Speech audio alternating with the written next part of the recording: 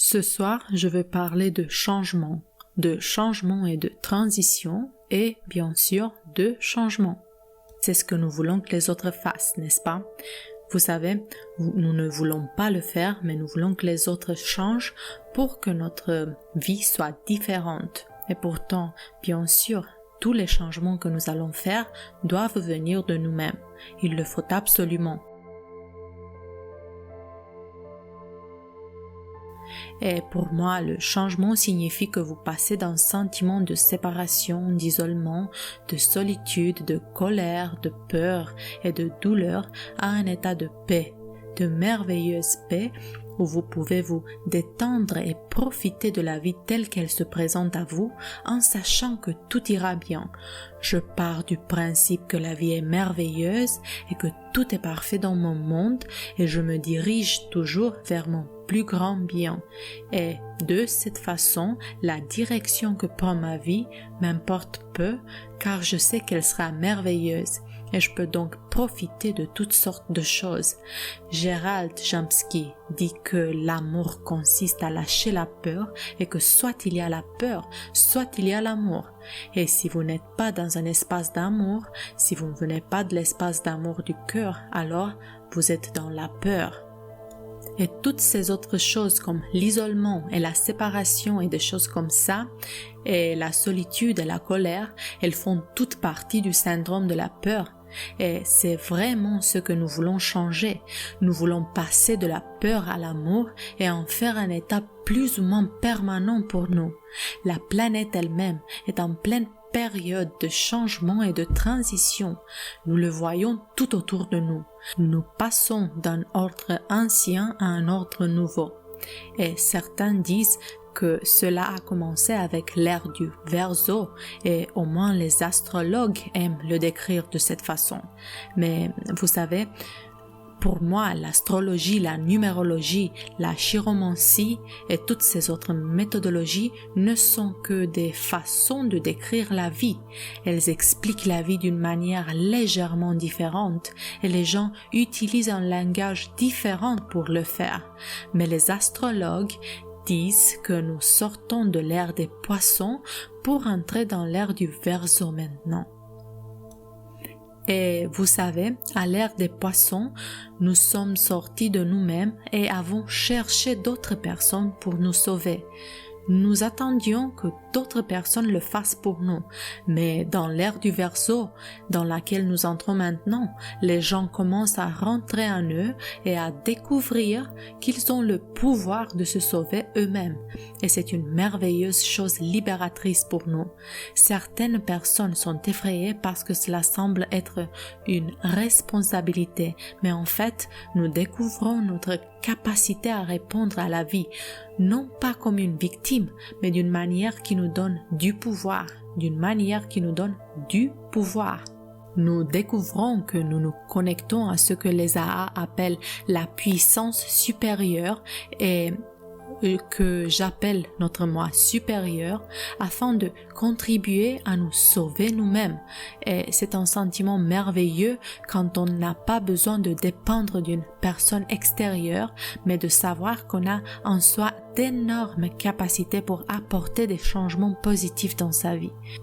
Vous voyez, si nous sommes des victimes, alors nous nous sentons isolés, nous nous sentons dans la douleur et la peur et nous cherchons toujours quelqu'un d'autre pour le faire à notre place.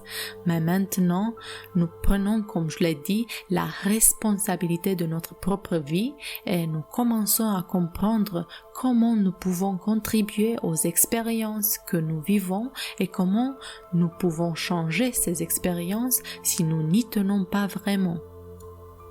Et bien sûr, à partir du moment où vous décidez de faire un changement jusqu'à ce que vous obteniez votre démonstration, comme nous l'appelons, ou lorsque vous obtenez ce que vous voulez, nous avons cette période de transition et c'est à ce moment-là que nous passons de l'ordre ancien à l'ordre nouveau.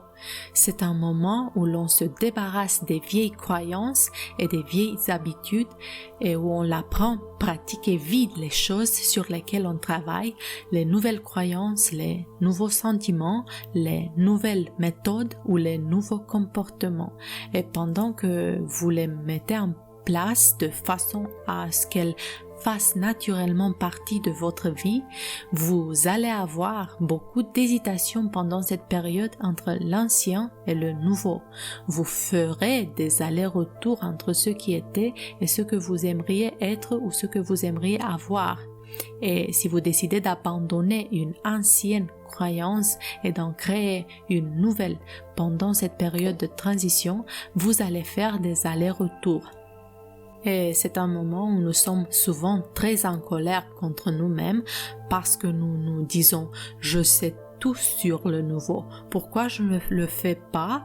Je ne dois pas être assez bon ou je dois être une mauvaise personne. » Mais c'est idiot car tout ce que nous apprenons prend du temps et vous allez revenez jusqu'à ce que vous soyez vraiment fort dans la nouvelle croyance, jusqu'à ce que vous soyez allé jusqu'au changement complet. Vous pouvez commencer à faire une affirmation pour quelque chose et vous faites bien. Et puis, quelque chose arrive et vous dites « Oh, je ne peux pas faire ça » et vous revenez à votre vieille habitude d'inquiétude. Eh bien, c'est juste une période de vacillation. Cela ne signifie pas que vous n'avez rien appris et cela ne signifie pas que vous êtes de retour au point de départ. Ça fait juste partie de ce va-et-vient. Vous n'êtes pas encore installé dans votre nouvelle habitude et cela demande un peu de temps, un peu de pratique et un peu de patience. Et vous voulez être patient avec vous-même. Être patient avec soi-même. Vous savez, vous voulez vous construire au lieu de vous battre. C'est une image terriblement différente si vous y pensez. Est-ce que tes pensées te construisent ou est-ce qu'elles te détruisent quand tu te fais du mal? Ce n'est pas être très aimant envers soi-même. Parfois, nous n'avons pas tant besoin de faire des changements extérieurs que d'aller à l'intérieur de nous-mêmes et de prendre ce que nous faisons déjà et de le modifier juste un peu. Quelqu'un me disait ce soir qu'il pensait à un nouvel appartement et qu'il s'inquiétait de ne pas avoir assez d'argent.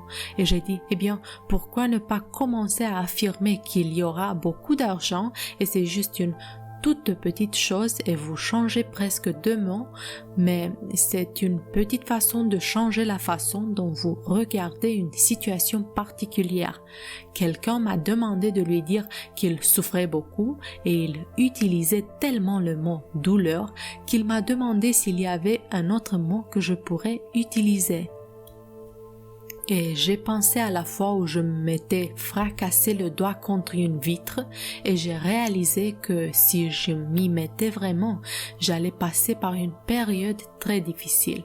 Donc, dès que c'est arrivé, j'ai commencé à travailler le métal tout de suite. Mais ensuite, je me souviens que je disais que mon doigt avait beaucoup de sensations et c'était le cas. Il avait beaucoup de sensations. Et vous savez, en insistant pour le voir de cette façon particulière, je pense que cela m'a aidé à guérir beaucoup plus rapidement et à gérer ce qui aurait pu être une chose incroyablement douloureuse parce que je savais que si je pouvais modifier mon esprit, ce serait mieux si nous pouvions juste modifier un peu notre façon de penser. Donc, ceux d'entre nous qui veulent changer, nous passons d'un ordre ancien à un ordre nouveau et beaucoup de choses se passent sur cette planète. Je ne pense pas que les choses sur la planète soient très différentes de ce qu'elles étaient auparavant, mais nous semblons être plus conscients des choses. Je vois tout le temps des choses dans les journaux et je me dis « Oh mon Dieu, sommes-nous vraiment en train de faire ça ?»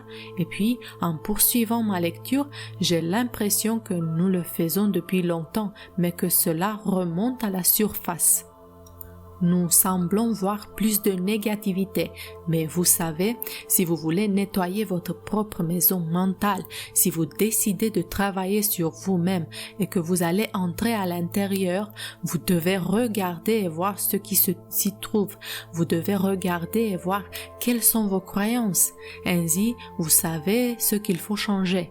Vous ne pouvez pas nettoyer la négativité si vous ne la voyez pas. Si vous voulez nettoyer votre propre maison, c'est la même chose.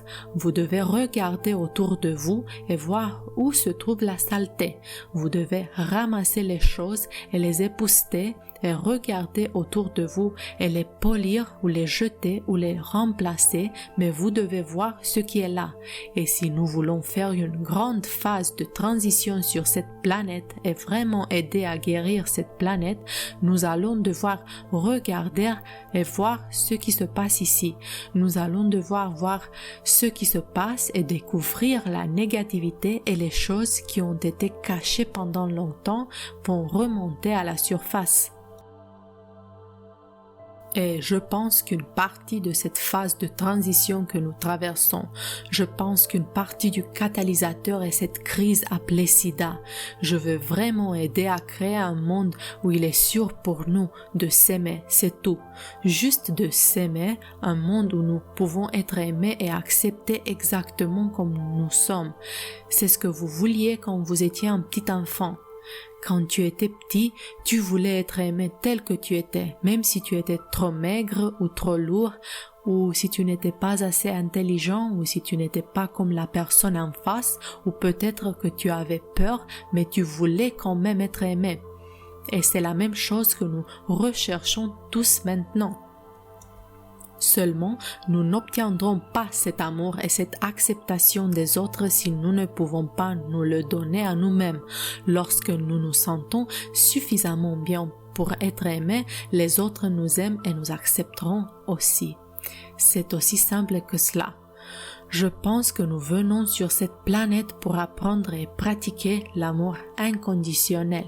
Et ce n'est pas toujours facile à faire, mais je pense que c'est pour cela que nous sommes venus ici, pour avoir un amour inconditionnel, tout d'abord pour nous-mêmes, peu importe ce qu'ils ont dit ou ce qu'ils nous ont fait dans le passé, et aussi pour donner ce même amour inconditionnel aux autres personnes, pour leur permettre d'être qu'ils sont et pour se débarrasser de ce eux et nous, parce que ce n'est pas eux et nous, c'est nous tous et nous devons le savoir. Et si nous voulons guérir cette planète, nous devons savoir que c'est nous tous. Et il n'y a pas de groupe qui soit sacrifiable et il n'y a pas de groupe qui soit moins que de nombreuses personnes qui souffrent tellement qu'elles sont nuisibles à d'autres personnes. Mais vous savez, si nous pouvons comprendre que les actes de violence proviennent d'une personne qui est un enfant traumatisé, il ne s'agit pas d'approuver les personnes qui commettent des actes violents, mais de comprendre que si nous voulons les changer, si vous voulez que les gens deviennent aimants et pacifiques, alors vous devez leur apprendre à venir d'un espace d'amour du cœur. Et vous n'allez pas leur apprendre que si vous ne savez pas comment le faire vous-même. Vous ne créez pas de guerre et ne tuez pas les gens. On ne bat pas les gens. On ne jette pas les gens en prison, on ne les torture pas et on ne fait pas ce genre de choses. On leur apprend à pardonner, à s'aimer pour qu'ils ne recommencent jamais de ces actes de violence, parce que vous réalisez que les personnes qui s'aiment ne peuvent pas se faire du mal et ne peuvent pas faire du mal à une autre personne. Et pour moi, c'est la réponse à la paix et à l'harmonie dans le monde et à toutes sortes de choses merveilleuses. Il s'agit donc d'aider le plus grand nombre de personnes possible à apprendre à aimer qui elles sont. C'est très simple. Mon travail dans ce monde est d'aider les gens à s'aimer eux-mêmes, à s'aimer pour que nous puissions arriver à ce nouvel ordre de ce que je vois comme l'amour inconditionnel, la paix et l'abondance pour tous. Et je sais que c'est possible si nous pouvons simplement nous débarrasser des absurdités. Je crois que lorsque nous quittons la planète, la seule chose que nous emportons avec nous est notre capacité à aimer. Nous prenons notre capacité à aimer avec nous et c'est tout. Nous ne prenons pas nos relations, nous ne prenons pas nos voitures, nos comptes en banque ou nos emplois. Nous prenons notre capacité à aimer et nous avons beaucoup d'opportunités d'ouvrir nos cœurs à un niveau beaucoup plus profond que nous ne l'avons fait. Pour moi, l'amour est la réponse. Je crois vraiment que l'amour est la réponse. C'est puissant, ça nous aide. Il aide les autres. Comment donnez-vous de l'amour au monde? Que faites-vous pour créer votre propre harmonie intérieure? Que faites-vous au quotidien pour vous sentir bien à l'intérieur? Ou restez-vous assis à vous plaindre de ce que vous n'avez pas? C'est une façon de faire, mais ça ne change rien à la situation. Vous ne le ferez pas en vous en voulant à vous-même ou en voulant aux autres. Vous ne le ferez pas en blâmant les gens et vous ne le ferez pas en étant une victime. Alors, que faites-vous? Comment exprimez-vous l'amour inconditionnel dans votre vie, même un tout petit peu? Y a-t-il un petit domaine de votre vie où vous êtes prêt à donner de l'amour inconditionnel? Comment faites-vous l'expérience de la paix en vous et autour de vous? Et si vous ne le faites pas maintenant, êtes-vous prête à commencer? Êtes-vous prête à commencer à créer une harmonie et une paix intérieure? Une autre question à vous poser est la suivante. Voulez-vous vraiment changer? Voulez-vous changer? Ou voulez-vous rester assis là à vous plaindre de ce que vous n'avez pas? Ou voulez-vous être une personne qui a vraiment et crée une vie beaucoup plus merveilleuse que celle que vous avez maintenant? Et si vous êtes prêt à changer, vous le pouvez. Si vous êtes prêt à faire le travail nécessaire, ce qui signifie changer votre façon de penser, alors vous pouvez changer votre vie pour le mieux. Les gens viennent souvent me voir et me disent « Oh Louise, vous avez changé ma vie ». Eh bien, je ne change la vie de personne. Je ne fais pas ça. Je ne suis pas un guérisseur. Je ne guéris personne. Je ne change personne. Je n'ai pas ce genre de pouvoir. Toi seul peux te changer et toi seul peux nettoyer la douleur qui est en toi. Je ne peux pas le faire pour vous. Je peux rester debout ici toute la soirée et dire des choses merveilleuses et donner beaucoup de bons conseils, mais vous êtes le seul à penser dans votre esprit et vous allez prendre la décision de ce que vous voulez faire avec les informations qui vous sont données. Je n'ai aucun pouvoir sur vous. Vous avez le pouvoir et vous devez savoir que nous pensons si souvent que nous sommes impuissants, mais nous ne le sommes pas parce que nous avons notre esprit. Nous avons notre esprit et vous façonnez et moulez votre vie d'instant en instant par vos pensées, vos croyances et vos attitudes. Et vous voulez aussi savoir que vous êtes vraiment important pour ce monde. Vous pourriez dire, eh bien, je ne fais vraiment rien, mais vous êtes juste le fait que vous êtes en vie est important et votre vie a un sens. C'est vraiment le cas. Et vous pouvez contribuer à la paix et à l'harmonie de cette planète simplement en y utilisant votre esprit. Maintenant, certaines personnes s'engagent politiquement, d'autres font de la marche, d'autres encore font partie du corps de la paix, d'autres enfants aident à nourrir les sans-abri et font toutes sortes de choses. Et c'est très bien, mais vous pouvez contribuer à la paix et à l'harmonie de la planète tout autant par la façon dont vous utilisez votre esprit et rappelez-vous que chaque fois que vous pensez que vous vous connectez avec des personnes partageant les mêmes idées, pensez-y 1 minute.